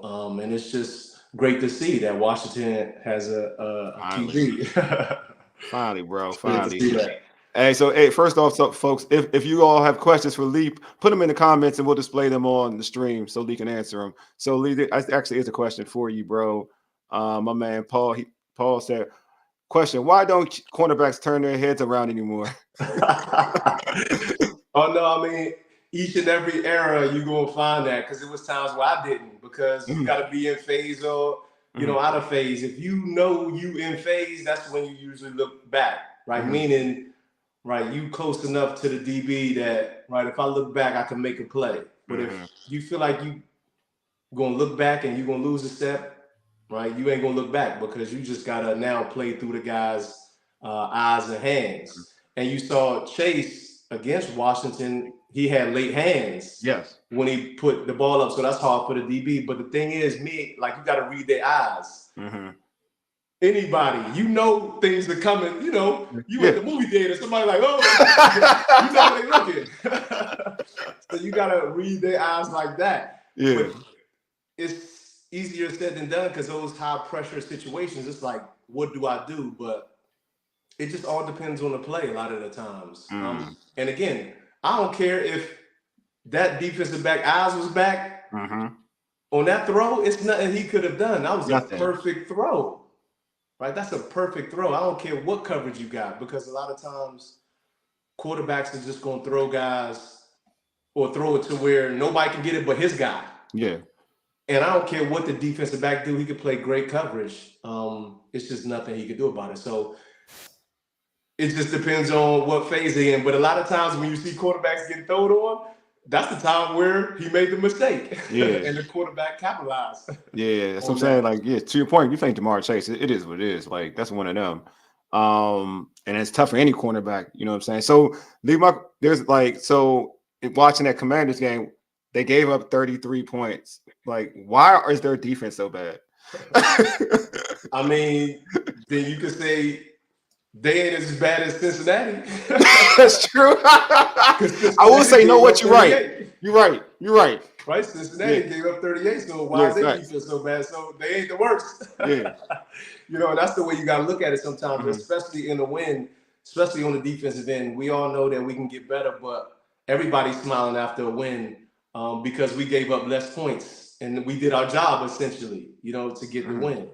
So, you know, but everything is week to week, man. Everything is week to week because you look at the Saints and how powered their offense was, and then they go score like how many points against Against the Eagles, like they barely against scored. Eagles. Yeah, it was a very low scoring game. Yeah. Right. So I mean, it's week to week. It's like styles make fights, and right, it's just a different style every week. And that's why now when you get into division games, you know these guys. So those are hard for battles. But that's what makes football so great. Yeah, and you got another question, my man, Deluxe. So how would Terry challenge you in coverage? Terry McLaurin. I mean, me personally, yeah, I mean, the same way he challenging everybody else. He wouldn't change at all, right? For whoever on the field, it's like, but that's the beauty of the competition. It's like sometimes I'm not changing who I am. I remember me when I played Wes Welker in the slot in 2007. I was like, damn, man, he's quicker than me. What I'm going to do, right? And then I was like, man, Leigh, just do you. Let him figure out, you know, how he gonna get around your length and your size and your speed. You know, he's got quickness over you, but right, what are your attributes and how do you try to display those more? I mean, did he get me sometimes? Yeah, but I got him sometimes as well. But that's like I said. So he'll challenge me the same way he challenged any corner. But the thing is, I mean, I turn my head back and try to get that interception, or I jam him to make the throw, you know, off timing a little bit, right? Because that's like a timing throw. That's something he just throwing it to a spot where he know he's gonna be, and it's like putting it in the bucket. I seen Tom and Hoyer do that at practice all the time. They got a trash can and they would be at the 20, 30-yard line and just try to throw it in the bucket in the corner of the end zone. You know what I mean? These are things that guys practice. So but I try to disrupt that timing, and then I try to look back for the ball to get an interception because that ball may be underthrown or not the perfect throw. So who was your favorite? Who was your favorite challenge? You know, as a cornerback in terms of wide receiver, who was your favorite challenge? Yeah, obviously Ocho Cinco, man, because he's very entertaining. He's right. He talks a lot. Like you like that, and he backs it up a lot. You like that too in competition. And I saw him twice a year. He was one of the best at that time. I mean, to me, all time, I think. Because, I mean, he was in the era of Andre Johnson, who just got into the Hall of Fame. Calvin Johnson, Marvin Harrison, like you spoke of, Reggie Wayne, and he was he led the league one year in reception yards, and for a 5-year span, he was just up there with the top. So, but all of them, man, Moss was great. I mean, these are guys that you look up to and see in the league. Torrey Holt, he was another one. Andre Johnson, I named. I mean, the list can go on and on, man. It's a lot of great receivers that, in my time, I just enjoy facing. Steve Smith. Yeah. So, and Jay asks on IG, what's up, Jay? He said, who was the most shiftiest receiver you had to check? Shiftiest? Ooh, man. Ooh, man. I mean, a guy in practice, Dennis Northcutt. If you remember punt returner, like 50 slot guy. Man, he was, and that was good because those are the cornerbacks that I had problems with because I was a taller cornerback. So, you know, they're going to be more shiftier, more low to the ground. So, yeah. Dennis Northcutt. I mean, obviously Wes Welker. He was a shifty like that. Who else? Did Steve go there? For Miami too. Oh yeah, Best. He Yeah. was a shifty guy. Yeah. Deluxe said, not this one. He said, through Deluxe, he said, Ocho's feet were ridiculous. Ridiculous. I remember when he came to New England, and I don't know, me and Tom were just beside each other for whatever reason after practice or during practice, and he just was like, man, every time we got a comeback thrown to him or called to him, I'm gonna throw it. You know what I mean? Because his feet work is crazy. Because as a corner, you on the island, ain't nobody gonna help you with a comeback or a go most of the time. You know what I mean? And that's really what he was so good at, right? Really stopping on a dime and getting up out of those breaks. And he could just run right past you. You know, got the speed to do that. So that dynamic as a cornerback to face that is tough, right? Because if you got a good quarterback, he gonna put that comeback where you can't even do nothing. And then if he gets you on the go just a little bit, right, it's gonna be touchdown or big game. So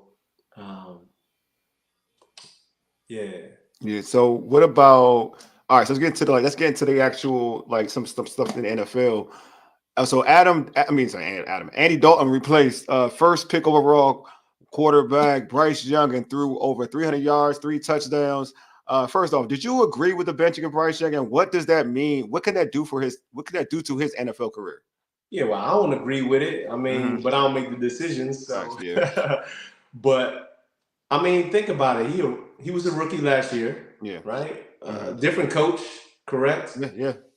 Right now, a new coach comes in. I got to learn a new system. I didn't have a great season last year, right? Because again, what rookie does? C.J. Stroud, that's an anomaly. Yeah. And so for it to happen early on in the season and not really giving me a chance to learn your system, know your system, play your system. He didn't even play in the preseason that much.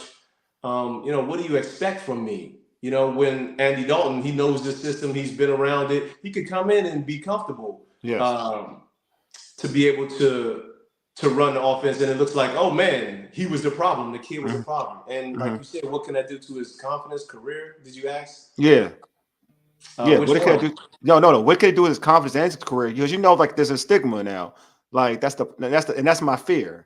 Well, it's a stigma, but look at Sam Darnold now, right? And then look at Andy Dalton right now. I mean, I don't know what stigma, but I know Sam Darnold had a stigma. Yeah, right? He did. He had a stigma too. But look, he just goes into the right situation, has the system that he's been accustomed to, and he's learned through the years, and now he's able to produce on the field, and that's what needs to happen.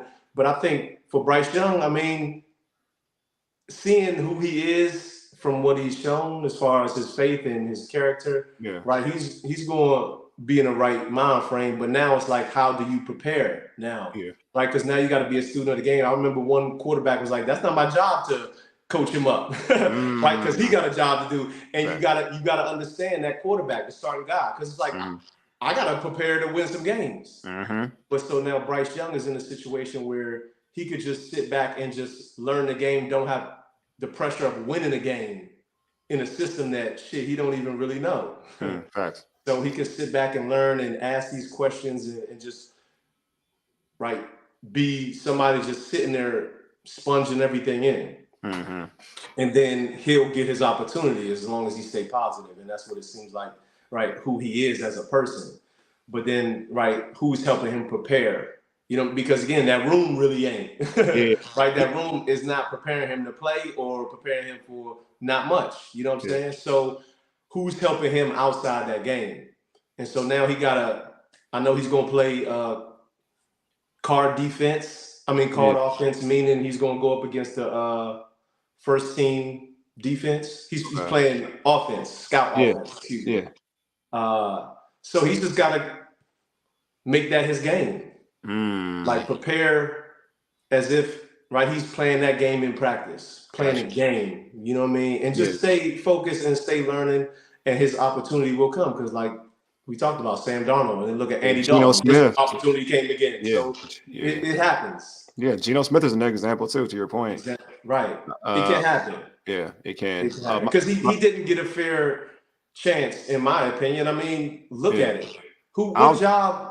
Who's going to have success in that type of job when this is my first year on the job, and right, I don't do so well, but then y'all fire the people who brought me in here and who I was learning under, and now you know, bring me into something new, and it's like I'm ready for the challenge, but then now you have somebody in your system that's done it, that's looking better than me because I'm just learning. I'm new to all of this. But Andy Dalton ain't new to the league. Yeah. You know what I mean? Bryce Young is new to the league and the team and the system and everything. Yeah. So and it's pressure being the first pick overall, like it or not. It's true. It's a lot going on with that. It's pressure. I totally agree. Totally. Yeah, so. Paul said has another question. He says, "Do you think it's the organization's overall handling of Bryce?" From your vantage point, not like from your vantage point. I wouldn't necessarily say it's the handling Bryce. It's just handling who you hiring. You know what I mean? Who you hiring? You hired him and that coaching staff that's going to develop this young quarterback and then see it through. Then what are you firing this? Then you know you got to fire the quarterback because that's who that guy wanted. Yeah, you're gonna bring in a new guy. He don't want that guy. I mean, you saw it in Miami, what Tua Tagovailoa talked about it this year earlier. Yes, yeah, exactly. Right? True. Yeah. But look under Brian Flores, look at what Tua did. Not so well, but then he flourished under this coach that came in and like made him employee of the month every month. Right? In February, we made him employee of the month. And people walk around like, what? We didn't get to February yet. It doesn't matter. He our quarterback. He our quarterback. Yeah. And y'all better just try to be employee of the month with him. You know what I'm saying? And then just imagine how that like boosts somebody. And what did Tua go and do? He was the leading passer in the league. You know what I mean? So that's what you got to do to quarterbacks, you know, like it or not. And so it's the mishandling of who they hiring as well. The coaches, GMs, all that. That's a good point because to Paul's point, like Malik Willis to the Packers, prime example of an organization and coach. Right, just giving up on him, and then look at Will Levis, and I said something on Twitter. That coach, how he came out and talked about the quarterback like that. Come on, that's conduct detrimental. How do I feel as a quarterback? You talking to me like that in front of everybody? You could talk to me like that in person. Yeah. But don't do that, right? Publicly, like you can make statements, but not like that. Like you attacking this guy. You know what I mean? And that's your quarterback, and that's your leader of the team. So if you're doing that to the leader of the team, how do other people feel about, you know what I mean, their position on the team? So, I mean, but I don't work there. You know what I mean? But it affects you, man. It affects you. Yeah, I think there's a lot of, I mean, do you think, I mean, this is my opinion from the outside. You have more intel than I do, period. But from your vantage point, when you watch football, is there like a lot of bad coaching? Because I feel like there's a lot of bad coaching. Yeah, I mean, of course. This is like a bad football player. But the thing is, everybody on that field is great. Yeah. Everybody on that field I was going to say that about Bryce Young, right? On top of all that with Bryce Young, he's not only have to deal with all of that, but now he's not the best player on the field now. It's everybody the best player on the field. Right? So to dissect all of that. So my point in saying that is what were you saying? No, I was saying like is there a lot of like bad coaching? Oh, yeah.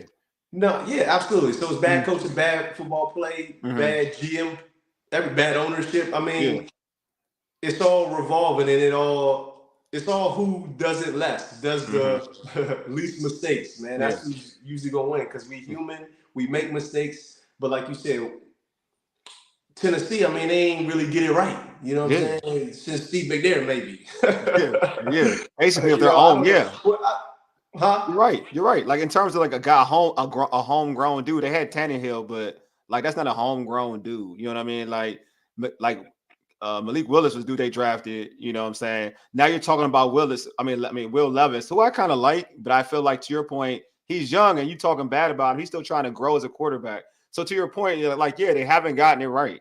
Right. And look at the organization. You're shipping this guy. You think he's not good, and he'll go to Green Bay, and now they can put him in a position where, man, I'm going to ball out. Yeah. And sometimes it is the coaching that makes the players look good or bad. Yeah. Because, again, people talk about the identity of the team. Well, guess what? It's not the player, really. It's who's putting me in these positions, right? That's my identity.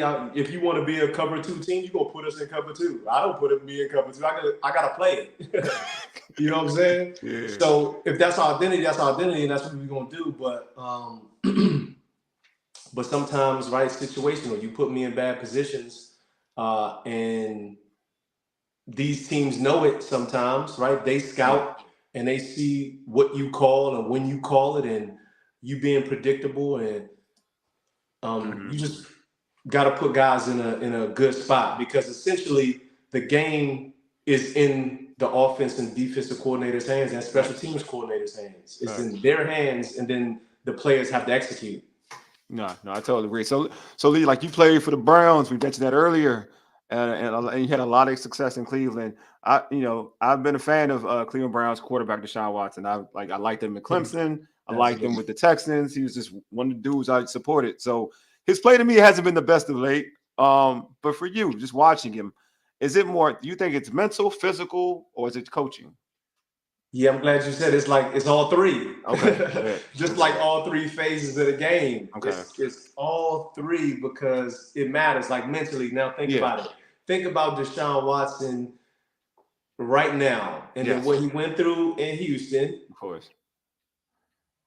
Off the field, what he went through. Yeah. Then he didn't even play for some time. So he's away from work, from what he loved, from his purpose, what he thinks a lot of times, and something that can get your mind off that. Yeah, he wasn't even playing. So now this is all mental. Yeah. Now you come and get a contract, right? Biggest contract in NFL history. Ain't nobody happy for you. Yeah. Mentally, what does that say? Right? Who ain't? Yeah.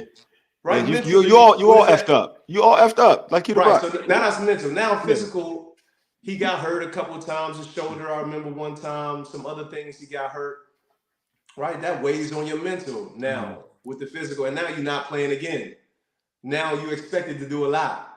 And you want to do a lot for this team because they paid you a lot. So now that's the mental and the physical. And now the coaching. Now, like I talked about, are you putting me in the best situation, right, for me to succeed? Or is it just your system and you saying, okay, right, fit the system? Something got to give, right? It got to be give and take with both of us in order for us to succeed.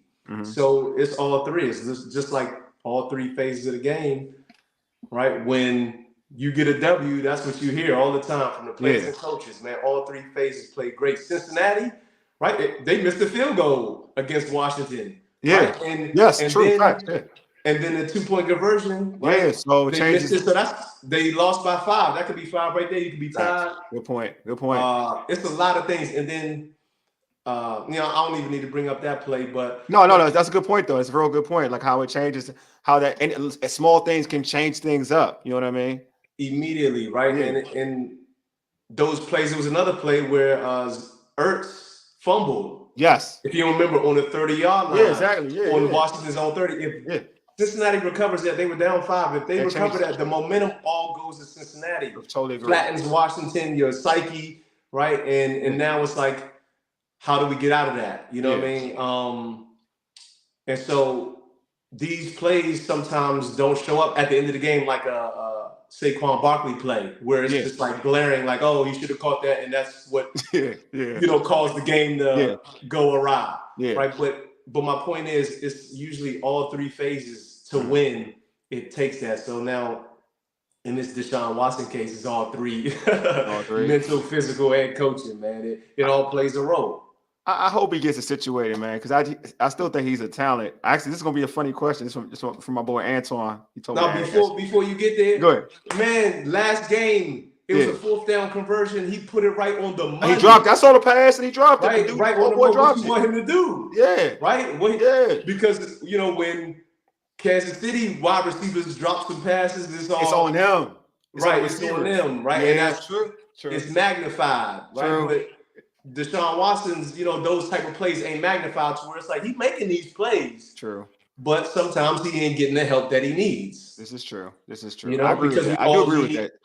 Right? We all need help. The quarterbacks need help. Every position. That's why football is so beautiful, because it's like everybody's on a string, all 11. If one person do wrong, man, we all done. Yeah. Even though if all 10 did the right thing, if one guy do something wrong, man, that's it. Yeah. So we all got to be on a string, and that's so beautiful. It's like music, man.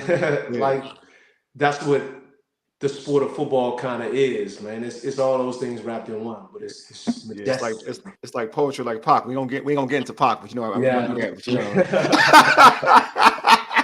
But hey, the homie Antoine was like, ask him who was the best quarterback he's ever had in boys and girls.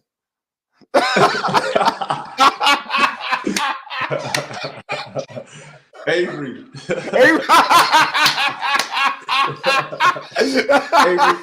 Bodden.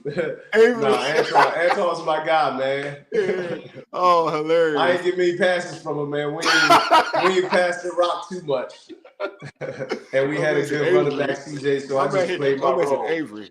All right, so let's get back to the league, man. You also play for the Patriots. You're part of their family. Your boy Mayo's the head coach of the Patriots, man.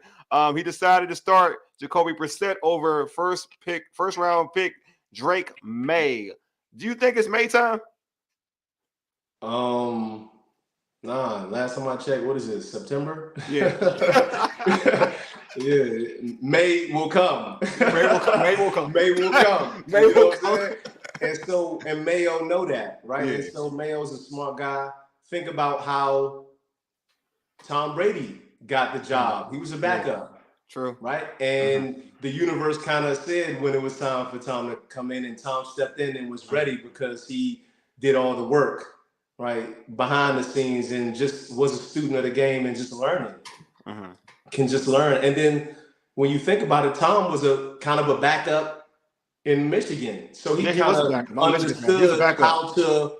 understood how to even play that role, how to probably prepare for that role, and then go in and execute like he's the starter. And so that's kind of similar, what you want to do is look at Green Bay. They've done it, and they've been successful doing it. True. You know what I mean?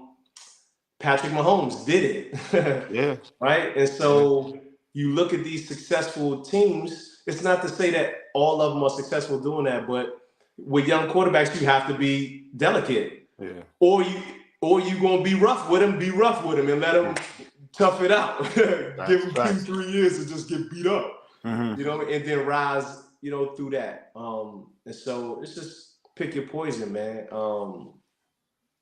In that area. How long would you wait for you? Would you wait? Because I'm a believer now. I know I asked the question, but I'm a believer of a rookie quarterback sitting the whole year. That's just my philosophy in life. But today's NFL is different. So I kind of try to go into today's NFL. Like, how long for you would you take for you to say, all right, if you were the coach, right? If you're the coach of the Patriots, what would be your point when you say, you know what, maybe I should put the rookie in? But that's my thing. And I'm glad you said it again, because I probably needed to reiterate the point. The universe gonna tell you. It's just like the universe told the Patriots to put Tom Brady in. Why? Because Bledsoe just got hurt. Yeah. Same thing with Pittsburgh. Look at Pittsburgh. What did Tomlin say? We going with Fields. Russell Wilson. Yes, the universe was like, Calf got hurt.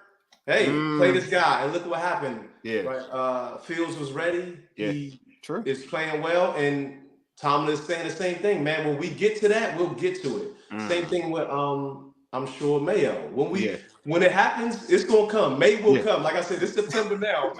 May will come. May gonna come. Yeah, May, that month will come. That will be here. Play out week to week, because you never know. And that's the thing why you have a good backup quarterback, is because that knows your system, is because it's a long season. Quarterbacks get banged up, and you need somebody to step in, and how important games are to win week to week in this league. You want somebody to step in that can win you a game when your guy's down. And look at Green Bay. True, facts. Right, look at Green Bay. You need a guy that can step in and play well, and win you the game, and not gonna cause like, hey man, are we gonna start him? We not gonna start him? No, we have this situation handled, and that's why Tomlin handles it the way he handles it. Like, we don't need to cause that commotion right now. It'll happen. The universe, the football gods, gonna do it. They'll make it happen. They will. You're will right. Happen. If that person's ready, and then if he's ready, he gonna show it. Yeah. And if he's not, well, you put Brissett back in there, right? The universe gonna show. Facts. You know what I'm saying? And that's why you just put the work in as a backup, learn the system, and just wait your turn, because it's gonna come. No, I agree, bro. I agree. I think you're totally right. I had a comment. I'm a comment from one of the folks out here. Here we go. Deluxe said, I think every quarterback should be handled the way that fits them. To your point, Lee, don't start a guy if he's not ready. Don't hold a guy back if he is. Right, but then the thing is, that's still subjective. You know what I mean? So coach to coach.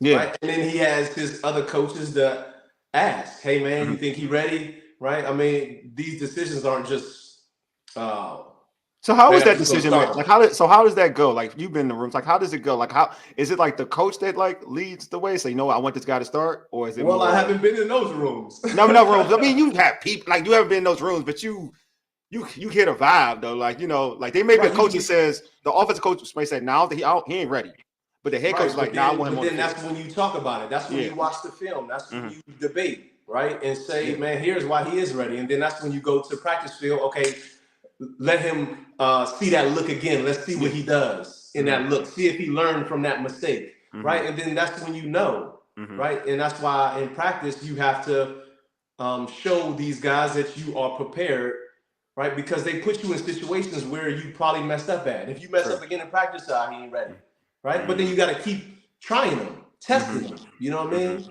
And that's when a lot of the times, right? You put the guy in there with the ones, you put him in with the twos, you call the same plays, you just see how they respond to, right, the coaching, the plays, the mistakes, the highs, the lows, all of that, right? And that's why it's, again, such a beautiful game. But again, you got to get to know that quarterback. Yeah. You got to get to know him, and you have to like him, right, in order to put him in positions to succeed. Yeah, I'm trying to think during your tenure. What young quarterback was a guy that was trying to oversee the vet, but you saw him in practice and you were like, okay, he's ready. Okay, he's not ready. Is there a quarterback that you seen during your time? I know you had Derek Anderson. I'm trying to think, but that was different. I didn't have a situation. Yeah, I don't think you did, right? Where it was like that. So I couldn't really, speak on that. Yeah. I was trying to think about your situation. I was like, nah, I don't think you really had one. So yeah. But so all right, let's stick to to your Patriots roots. Do you have any funny Tom or Coach B stories that involves you? I don't care about what involves you. Yeah, not really. Just one Tom Brady story. This is, I'm sure, pre-practice. When you warming up in the training room, there's another little room where you just got extra stuff, right? More than the common area to warm up and do different things. And so not many people go in there, but Tom was in there. And I walk in there. Usually I'd be in there by myself, but this day I walk in, Tom in there playing music, and it's like some urban. We on the urban what? Okay. Sports scene. We on the urban sports scene. He was playing urban music, man. I was like, urban music was playing while. Okay, Tom. I'm like, what? Okay. In my head, I'm like, wow, Tom, this is crazy in my mind. And I think I said something like that. But then to me, it just spoke to who he was, just being just such a diverse person. Right? Because most black people don't have no country music. No, we don't. Maybe nowadays, I think they got that one Tipsy song. They may got that one. That black guy. I don't know his name. I don't know his name, but everybody got like that one. Right. But I'm just saying, just his diverse, right, background, right, to have that music playing. That's crazy. It was just wild. cool to see, Yeah. right? And that's pretty much it. That's what it. Bill That's pretty dope. Belichick, like all those stories is like No, that's the kind of story I want. So maybe next time. Yeah, that's the story I wanted. I wanted that type of story. That's cool. That type of story is cool. Like that's great. Okay, so Tom can go to the cookout. That's what's up. Tom can be invited to the cookout. Yeah, it was some biggie. What? Yeah. Okay, Tom. I ain't mad at Tom. I'm not. I'm trying to see this one question. Say, not sure you can answer, but okay, hold on. Not sure you can answer, but okay. If you can't answer this, it's fine. He says, not sure you can answer this, but why didn't Ocho work out in New England? Thought that was going to be a dangerous addition. Yeah, me too. Me too. I thought so too. I go lie, I thought so too. That's why they signed him. Yeah. But it's just fitting in with the offense. I'm not in those offensive meetings, so I don't know. Mm-hmm. But we had some great receivers then. 2011, I got released, and that was my last year in the middle of the season. But the Patriots went to the Super Bowl that year, and Ocho was a part of that team. But they had Gronk and they had Hernandez and Wes and a lot of Edelman, right? They had Edelman. Did they have Edelman? Edelman. Edelman was still there, right? So a lot of that inside slot, those are the higher percentage throws. Mm-hmm.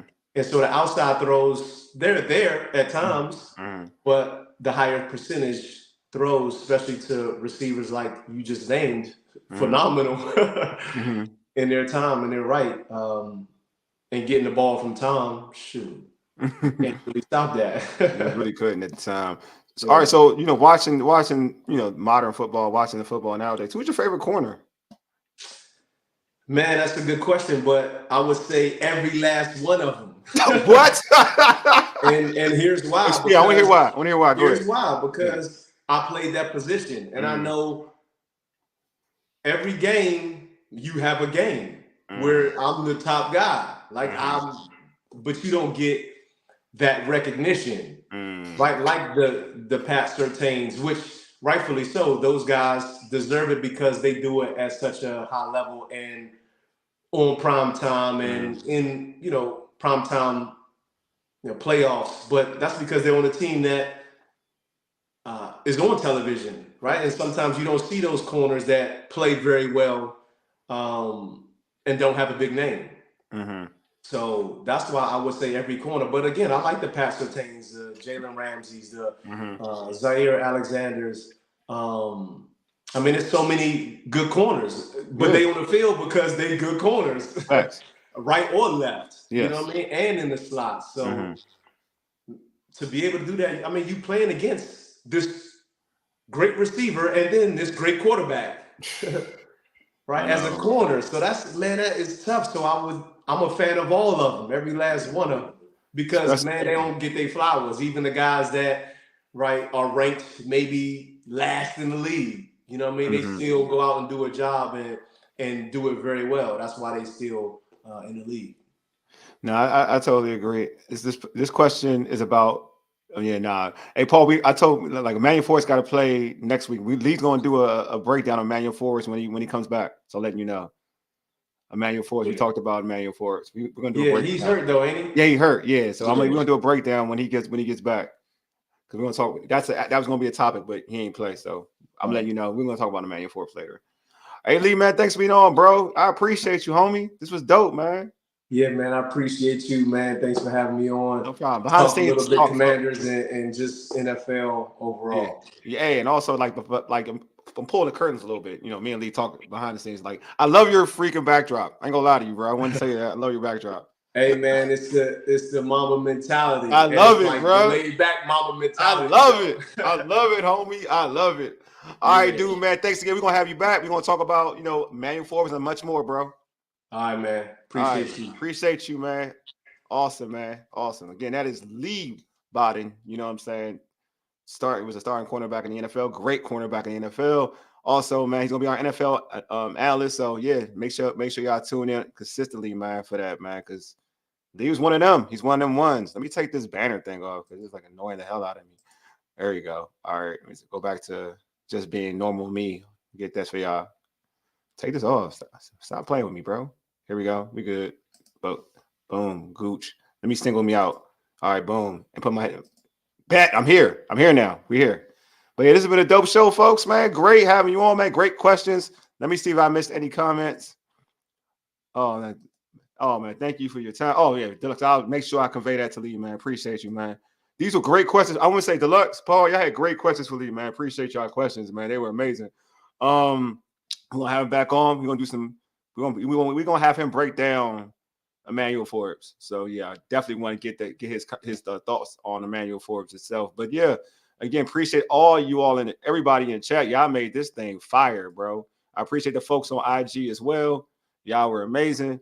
Before we end this show, make sure you. I'm gonna be real repetitive. Make sure you subscribe to our podcast on Spotify, Apple Podcasts, TuneIn, and iHeartRadio. Just search the Urban Sports Scene. Also follow us on X at Urban Sports Scene, IG at Urban Sports Scene, and like our Urban Sports Scene Facebook page. Make sure you subscribe to our Urban Sports Scene YouTube channel as well. Hit that red subscribe button and like this video. Also check us out. On our website, which is www.urbansportscene.com. You can also find us on Empire Media, which is empiremedia.com. Hey, Paul, man, you my guy, man. Great show. Appreciate you. Yeah, I think he's playing. Emmanuel Forbes was full participant in practice, so I think he is playing. So hopefully we get Lee on next week. We can talk about Emmanuel Forbes. But yeah, man, appreciate y'all, everybody for tuning in, man. Y'all been cool. Anyway, you've been listening to the Urban Sports Scene. For ages, Yidig Deuces. Your boy Wole is out. Peace.